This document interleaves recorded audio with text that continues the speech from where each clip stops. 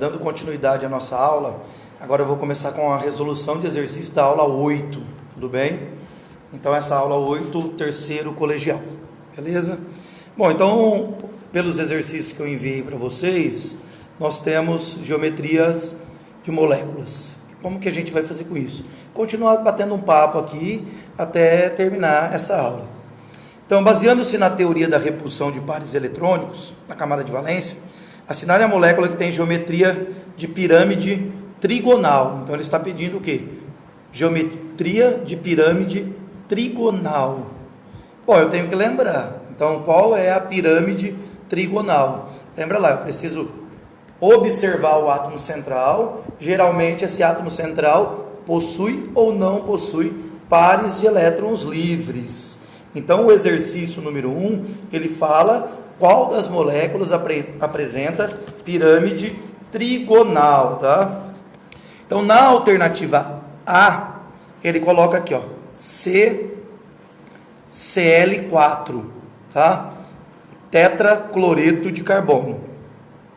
Na alternativa B, ele coloca SO3, trióxido de enxofre. Na molécula da alternativa C, ele coloca SF6, tá?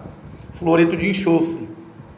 Na D, ele coloca SO2. E na E, ele coloca ASH3. Tudo bem?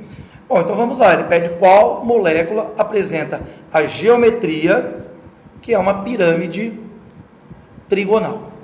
Bom, pirâmide trigonal, pessoal, ela possui 4 átomos, sendo que um átomo é o átomo central, tudo bem? E agora eu vou procurar o quê? Vou procurar neste átomo central pares de elétrons livres. Então, o exemplo que eu tenho, e sempre passo para vocês, é NH3, amônia, tá? Por quê? Porque a amônia, eu tenho um nitrogênio com 5 elétrons na sua camada de valência, 3 elétrons ligando cada um a um átomo de hidrogênio e sobrando na parte superior um par de elétron livre, causando o quê? Causando repulsão eletrônica, tudo bem? Então, se eu olho para essas moléculas aqui, a primeira, CCl4, ela possui 5 átomos. Então, ela é o quê? Tetraédrica, tudo bem? A segunda, B, alternativa B, SO3, então eu lembro lá que o enxofre do mesmo grupo do oxigênio, ele necessita fazer 2 ligações para completar o seu octeto e sobra 2 pares de elétrons livres. Esses pares de elétrons livres ainda podem participar de ligações do tipo dativa, tudo bem? Então, o SO3, ele possui 4 átomos na sua molécula, porém o átomo central não apresenta par de elétrons livres, então essa molécula não é pirâmide trigonal, tudo bem? SF6 são 7 átomos, então ela é octaédrica, também está descartada. E agora a alternativa D, SO2. O SO2, pessoal, eu lembro sempre no H2O, tá? Então, o meu átomo central agora, o S, o enxofre, ele apresenta um par de elétron livre, repulsão eletrônica. Então, quando eu não tenho nenhum par de elétron livre, a molécula é linear, tudo bem? Então, ela está aqui, ó, linear. O átomo central com 2 átomos ligados ao átomo central. Quando o átomo central apresenta elétrons livres, uma repulsão eletrônica nesses átomos aqui. Então, SO, o par de elétron livre aqui, uma repulsão eletrônica. E ela passa agora para uma molécula angular, tá? Então, eu também descarto essa alternativa. E a alternativa E, eu tenho ASH3, tudo bem? Pensa agora no NH3, substitui este AS aqui por um nitrogênio, é a mesma coisa, tá? Então fica a mesma geometria. Então aqui eu tenho uma pirâmide trigonal, beleza? Então a alternativa correta, a alternativa E, tá? Então a primeira pode marcar aí A, tetraédrica. A segunda, triangular. A C, octaédrica. A D, angular. E a E, piramidal trigonal, ou pirâmide trigonal, tá? Então ela está aqui. Aqui tem um par de elétron livre fazendo uma repulsão eletrônica, beleza? Daqui a pouco eu vou entrar em um programinha do PHET com algumas simulações. E aí eu vou trabalhar com a geometria dessas moléculas no espaço tridimensional. Fica mais fácil para observar, beleza, pessoal?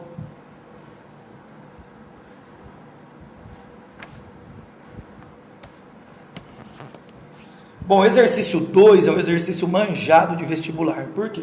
Porque sempre aparece agora em vestibulares o modelo de bolas. Então ele coloca algumas bolas com diâmetros diferentes, representando átomos, e depois ele coloca a ligação dessas bolas formando as moléculas. E pede o quê? Pede a geometria dessas moléculas. Tudo bem? Então ele coloca assim, associa as estruturas de Lewis das espécies a seguir, com a sua geometria molecular, apresentada na forma de modelos de bola. Tudo bem? Então vamos lá, ele tem a estrutura de Lewis, então ele coloca 1, 2, 3, 4 e 5, a estrutura de Lewis, fica muito fácil para entender isso, por quê? Porque eu tenho os átomos e tenho os elétrons nesses átomos. Então, cada átomo com os seus elétrons ao redor. E depois ele coloca as alternativas, tá? Então vamos lá. O 1, pessoal, o átomo central é o carbono. Está ligado com 3 átomos de oxigênio. Então, carbono, oxigênio, oxigênio, oxigênio. Marca esse átomo central aqui, ó, no item 1.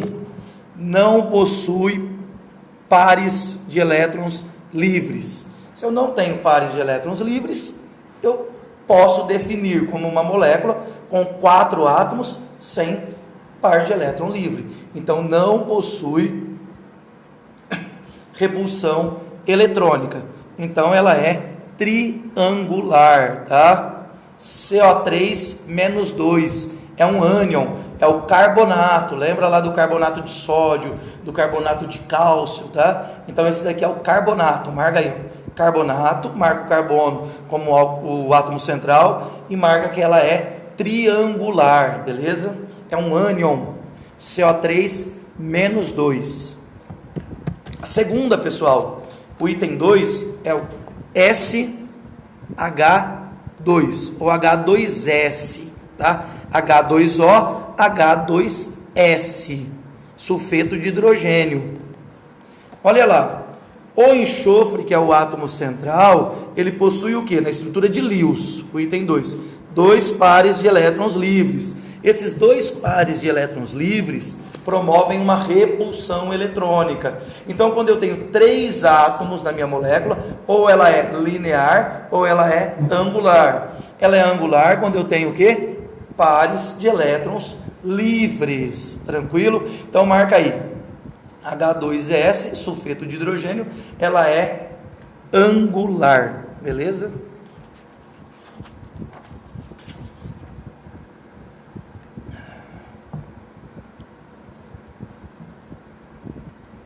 Item 3. O item 3 é o PCl3. Tudo bem? Dê uma olhada no item 3, no PCl3. O que acontece com o átomo central? Tranquilo? Agora, repara o que aconteceu no item 1 com o átomo central, o carbono. Neste item 3, o átomo central é o fósforo, com 5 elétrons na sua camada de valência. Se prestar um pouquinho atenção aqui na estrutura de Lewis, dá para ver um parzinho de elétron livre em cima desse fósforo, do Pzinho, tá? Este par de elétron é capaz de causar o quê? Repulsão eletrônica, tudo bem? Então ela muda agora, tá? Então, triangular, olha aqui, ó, repulsão eletrônica, aqui em cima, beleza? Então ela é trigonal, PCl3. Depois o próximo, eu já trabalhei com vocês hoje naquela transparência. Eu falei para vocês da amônia, que possui um par de elétron livre, muda a geometria dela, e falei que esse par de elétron ele pode participar de uma ligação dativa, tá? Então olha o próximo, é o íon amônio. Se você prestar atenção agora no nitrogênio do item 4, neste nitrogênio não tem nenhum par de elétron livre. Por quê? Porque o par de elétron livre de quando era NH3, agora ele está ligado a um átomo de hidrogênio. Então ele fica NH4+. É o íon amônio. Como ele passou para NH4+, ele formou o quê? 5 átomos, beleza? Então ela é tetraédrica. Tranquilo? Então vai marcando aí. Tetraédrica. E a próxima? O item 5. O item 5 é BCl2. Outra molécula que eu trabalhei com vocês também na nossa aula teórica, pelo programa, tá? Então dá uma olhadinha no átomo central. Qual que é o átomo central? B, berílio, ligado a 2 átomos de cloro, no item 5. O que acontece aqui? Rapidinho, o átomo central não possui nenhum par de elétrons livres. Se ele não possui pares de elétrons livres, ela continua o quê? Dá uma olhadinha aqui no meu lápis. Linear. Berílio, cloro, cloro. Tranquilo? Então ela é linear. Então agora eu preciso fazer uma associação com o item 1, 2, 3, 4 e 5 com as alternativas A, B, C e D. Tudo bem? Então vamos lá. A primeira, pessoal, no modelo de bolas, no item A, preste atenção. Você tem um átomo central azul, tranquilo, e depois eu tenho 2 bolinhas menores do lado desse átomo central. Então ele está aqui e aqui. Preste atenção que é uma molécula formada por 3 átomos e não existe repulsão eletrônica. As 2 bolinhas não estão direcionadas para um ângulo, elas estão de forma linear. Tudo bem? Então essa molécula aqui é uma molécula linear. Eu posso associar qual molécula da parte superior com essa representada no modelo de bolas? Bom, a molécula que melhor se encaixa aqui é o item 5, BCl2. Então vai lá e marca A com 5, BCl2. Tranquilo? Vamos agora para o item B, tá? Então eu preciso agora encontrar no modelo de bolas uma representação coerente no modelo de Lewis, tá? Então o que eu faço agora? Eu dou uma olhadinha aqui, dá uma olhada no meu modelo de bolas. Então eu tenho um átomo central, e este átomo central eu tenho um átomo menor aqui, outro átomo aqui e outro átomo aqui. Não existe repulsão eletrônica no B.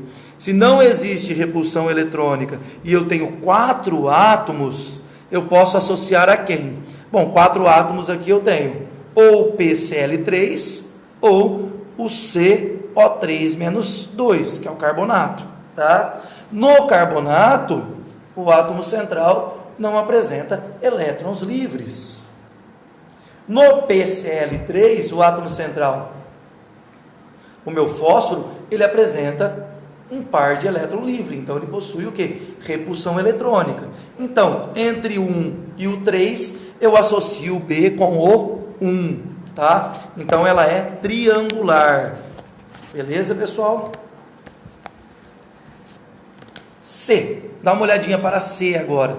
Como que fica? Eu tenho um átomo central, e neste átomo central eu tenho 4 átomos. Então agora eu tenho o quê? 5 átomos no total da minha molécula.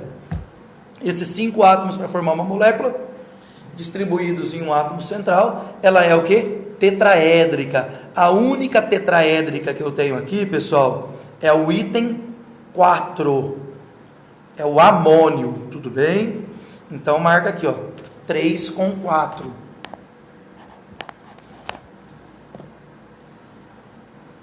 Depois o D. O D eu tenho o quê? Eu tenho novamente 4 átomos, tá? Mas preste atenção, aqui está o átomo central, aqui um átomo, aqui outro átomo e aqui outro átomo.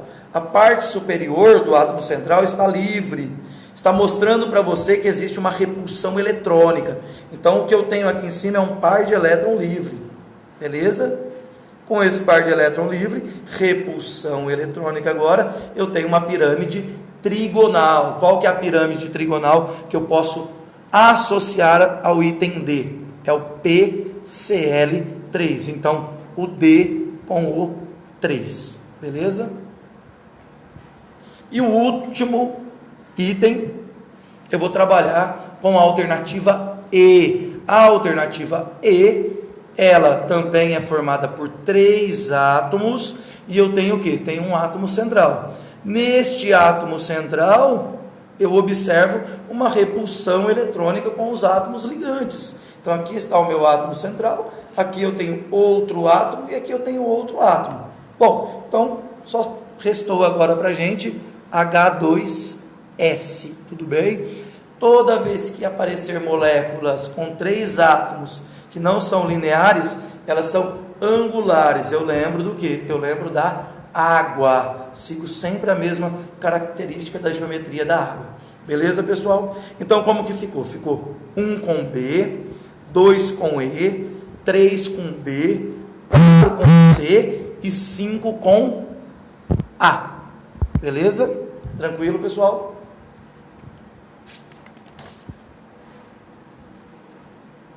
E o último exercício, o exercício número 3, da Universidade Federal de Santa Maria, do Rio Grande do Sul. Ele continua trabalhando com geometria molecular. Beleza? Então ele fala assim: a história da maioria dos municípios gaúchos coincide com a chegada dos primeiros portugueses, alemães, italianos e de outros povos. No entanto, através dos vestígios de materiais encontrados nas pesquisas arqueológicas, sabemos que outros povos, anteriores aos citados, protagonizaram a nossa história. Diante da relevância do contexto e da vontade de valorizar o nosso povo nativo, o índio, foi selecionado a área temática cultura e as questões foram construídas com base na obra Os Primeiros Habitantes do Rio Grande do Sul. Tá? Custódio, LAB, organizador, Santa Cruz do Sul, 2004. Os habitantes do litoral pescavam, caçavam à beira das águas, faziam fogo, preparavam alimentos integrados a peixes, aves, animais terrestres e aquáticos, procurando-se também com a aparência, ao enfatizar com adornos. Então, olha o que ele está falando aqui. Esses índios primitivos do Rio Grande do Sul, eles caçavam, eles se alimentavam, eles viviam naquela região, mas eles também se pintavam, utilizavam adornos e assim por diante. Então, colares, brincos, né, pinturas. Então, eles buscavam isso na natureza. Tá? Então, provavelmente, ele está trabalhando com algum material que pode ser encontrado hoje em dia, que são vestígios destes índios na região sul. Tá? Alguns dos sambaqui, dos povos do litoral, apresentavam ossos de peixes, de aves e de animais aquáticos e terrestres. Os ossos são formados basicamente por colágeno e fosfato de cálcio. Então, olha lá, agora ele vai falar do fosfato de cálcio. Beleza? Então, Ca3PO4, 2. Olha, ele vem e fala assim para a gente: qual a geometria do íon fosfato? Então ele dá a fórmula para a gente: H3PO4, o átomo central sendo o átomo de fósforo. Tudo bem? O átomo central, o átomo de fósforo. Quando eu monto a molécula do fosfato, ela fica com essa cara aqui, ó. Não sei se vocês estão conseguindo observar. P, OH, OH, OH, O. Tudo bem? Então, esse daqui é o ácido fosfórico, H3PO4. Beleza? Para formar o fosfato, ele perde 3 átomos de hidrogênio. Então, ele forma o PO4 menos 3. É o ânion fosfato. Ácido fosfóricos. Fosfato é o ânion. Bico do pato. Lembra da nossa regrinha? E agora, como que fica? Bem simplesinho. Eu tenho um átomo de fósforo central ligado a 3 átomos de oxigênio, sendo um na parte superior e os outros 3 aqui formando ângulos de ligação. Então eu tenho aqui uma geometria onde a molécula ela apresenta novamente um átomo central com 4 átomos, 5 átomos no total. Então como que fica essa geometria? Tetraédrica. Lembra do que? Lembra do CH4, do metano, tá bom? Então, alternativa correta, alternativa B de bola. Beleza, pessoal? Então, por hoje é só. Eu deixo um abraço para vocês, tá? Espero que todos estejam dentro de casa nesses dias. É prioritário isso para diminuirmos, frearmos esse avanço do coronavírus, tá? Bom, eu continuo passando material para vocês pelo Google e continuamos em uma próxima aula. Um abraço a todos, tá? Tchau, tchau.